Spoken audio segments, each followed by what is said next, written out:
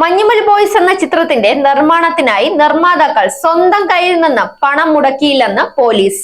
നടൻ സൗബിൻ ഷാഹിർ ഉൾപ്പെടെയുള്ള പറവ ഫിലിംസിന്റെ ഉടമകൾക്കെതിരായ വഞ്ചന കേസിലാണ് പോലീസിന്റെ കണ്ടെത്തൽ. നിരവധി പേരിൽ നിന്നായി 28 കോടി രൂപ പറവ ഫിലിംസിന്റെ അക്കൗണ്ടിൽ നിക്ഷേപിച്ചെങ്കിലും സിനിമയ്ക്ക് ആകെ ചിലവായത് 19 കോടി രൂപയിൽ താഴെയാണെന്ന് പോലീസ് റിപ്പോർട്ടിൽ വ്യക്തമാക്കുന്നു.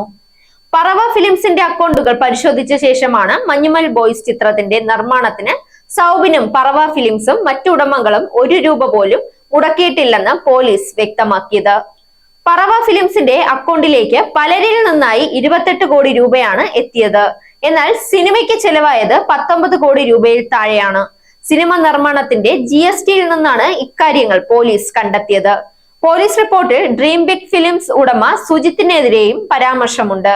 സിനിമയുടെ റിലീസ് സമയത്ത് പ്രതിസന്ധി ഉണ്ടായപ്പോൾ സുജിത്ത് 11 കോടി രൂപ കൈമാറിയിരുന്നതായി പോലീസ് റിപ്പോർട്ടിൽ പറയുന്നു. സിറാജ് ഹമീദ് എന്ന വ്യക്തിയാണ് ചിത്രത്തിന്റെ ആദ്യ മുടക്കുമുതലായ 7 കോടി രൂപ നൽകിയത്. സിനിമയുടെ 40% ലാഭവിഹിതം നൽകാമെന്നായിരുന്നു കരാർ. ഈ കരാർ നിർമ്മാതാക്കൾ പാലിച്ചില്ല. ഇതാണ് പോലീസ് കേസിലേക്ക് നയിച്ചത്. മഞ്ഞുമൽ ബോയ്സ് ചിത്രത്തിന്റെ നിർമ്മാതാക്കളായ പറവ ഫിലിംസുമായി ബന്ധപ്പെട്ടവർ മുടക്കുമുതലോ ലാഭവിഹിതമോ നൽകാതെ ചതിച്ചുവെന്നായിരുന്നു സിറാജ് ഹമീദിന്റെ ആരോപണം. തുടർന്ന് നടത്തിയ അന്വേഷണത്തിലാണ് വൻ തട്ടിപ്പ് കണ്ടെത്തിയത്. സാമ്പത്തിക തട്ടിപ്പുമായി ബന്ധപ്പെട്ട റിപ്പോർട്ട് പോലീസ് ഹൈക്കോടതിയിൽ സമർപ്പിച്ചു. പോലീസ് റിപ്പോർട്ടിന്റെ അടിസ്ഥാനത്തിലാണ് ആദായ നികുതി വകുപ്പിന്റെയും EDയുടെയും അന്വേഷണം ആരംഭിച്ചത്. ഇതിന്റെ ഭാഗമായി പറവ ഫിലിംസിന്റെ ഓഫീസിലും നടൻ സൗബിൻ ഷാഹിർ ഉൾപ്പെടെയുള്ളവരുടെ വീടും റെയ്ഡ് നടത്തിയിരുന്നു.